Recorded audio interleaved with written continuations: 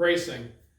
This is a super important concept for being able to move any type of substantial load and maintain spinal integrity. So to do so, a lot of people when you squat or deadlift, they've always talked about trying to engage your abs, right? Trying to squeeze your abs as you're doing it, and that's not entirely correct. So when you're trying to brace, it's really important that you're not only using the rectus abdominis, those front six-pack abs, but instead you're using all the musculature of your midsection, everything deep, everything that you got. Even your lats can help you brace to maintain spinal stability.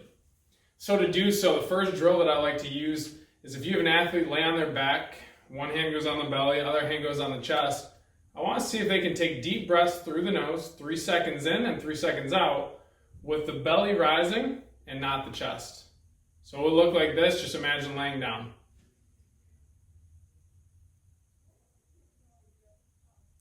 From the side, if you watch.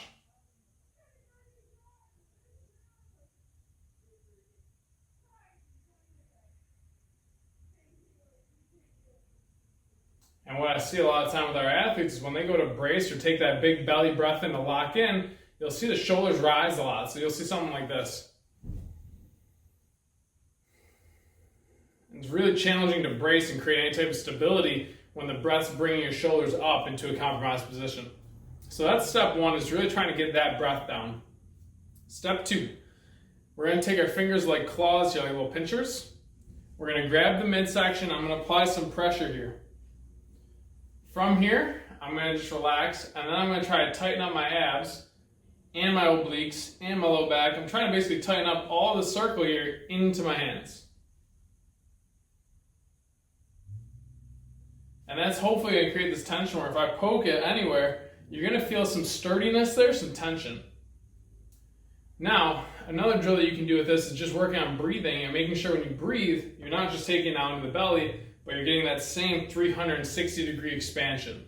So it's going to look like this again. Pinchers, relax. I'm just going to let my breath expand my hands, so you're going to see that distance grow just from my breath.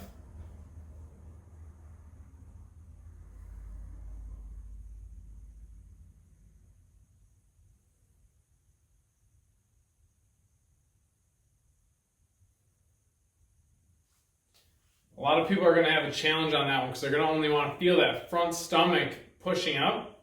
It's really important that we're actually getting the obliques and our sides to engage as well with that, and our breath to expand even laterally.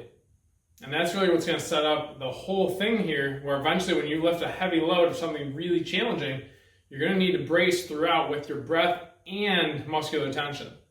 So a true brace is going to be here. You're going to take the hands, you're going to engage your breath, and when you get to that expanded position, you're going to lock it in, so now it's all tight right there. So now you're going to have breath locked in there and all your abdominal musculature locked in as well, and that's going to create a lot of stability.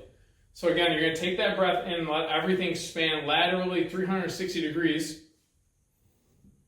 and then lock it in. And if you do it right, you should have challenging breathing because you're creating so much tension through here.